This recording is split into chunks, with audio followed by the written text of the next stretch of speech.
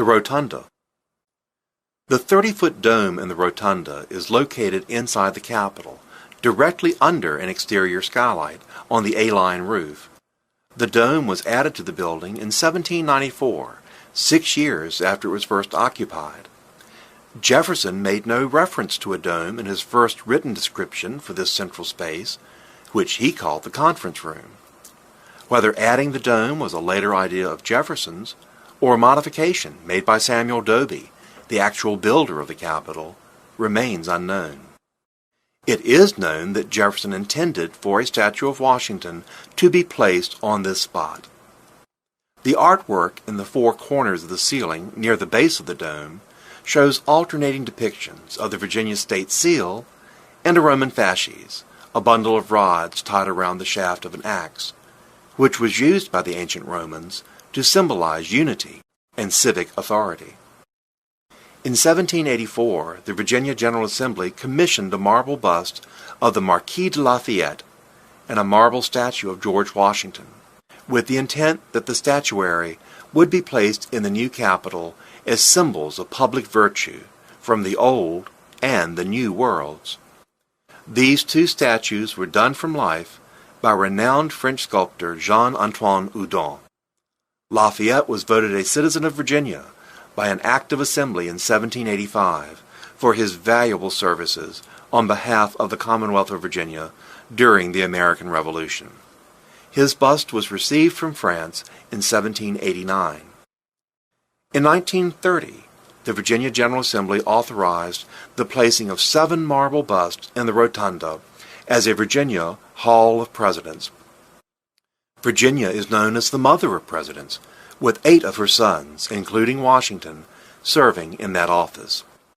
Jefferson's bust, a copy by Attilio Piccirilli of an original done from life by Houdon, was the gift of a group of French citizens. The other busts were gifts from Virginia citizens, their placement authorized by the Virginia General Assembly in 1930. These busts depict Thomas Jefferson, James Madison, James Monroe, William Henry Harrison, John Tyler, Zachary Taylor, Woodrow Wilson, and the Marquis de Lafayette. A magnificent life-size marble statue of George Washington stands under an interior dome in the 2-story rotunda, located in the central portion of the Capitol. In June 1784, the Virginia General Assembly commissioned this statue of the finest marble and best workmanship as a tribute to Virginia's most respected citizen soldier. Governor Benjamin Harrison wrote to Thomas Jefferson, who was serving on a diplomatic mission in Paris, requesting that he engage a sculptor. Jefferson secured the services of Jean-Antoine Houdon, a noted French artist. In the fall of 1785, just as Charles-Louis Clearaceau was completing the plans for the Capitol, Houdon insisted on visiting Mount Vernon to study George Washington. During a 2-week stay in October 1785, he made a plaster mask of Washington's face, took detailed measurements of his body, and modeled a terracotta bust. The original terracotta bust remains at Mount Vernon, and the mask is at the Pierpont Morgan Library in New York. The statue, sculpted in France from fine Carrara marble, bears Houdon's signature and the date 1788. As Virginia's capital was under construction when the statue was completed, shipment to America was delayed until the building was ready. In the interim, it was exhibited at the Louvre in Paris. 3 cases containing the statue and pedestal were shipped from France in January 1796 and arrived in Richmond in early May. The statue was erected in the Rotunda May 14, 1796. It still stands on the spot it was placed and has been on nearly continuous display since 1796. The statue was viewed by many of Washington's contemporaries, all of whom attested it was a perfect likeness.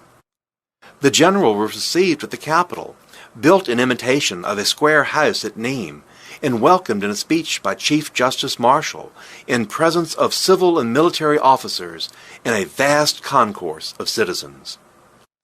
Lafayette said the statue was a facsimile of Washington's person. Dramatic natural lighting on the statue is achieved by the skylights in the rotunda's ceiling. Houdon's statue alludes to the similarities between Washington and the ancient Roman general Cincinnatus, who, when Rome no longer needed him, gave up his military power and returned to the simple life of a farmer. The artist carefully balanced the military and civilian elements of Washington's career.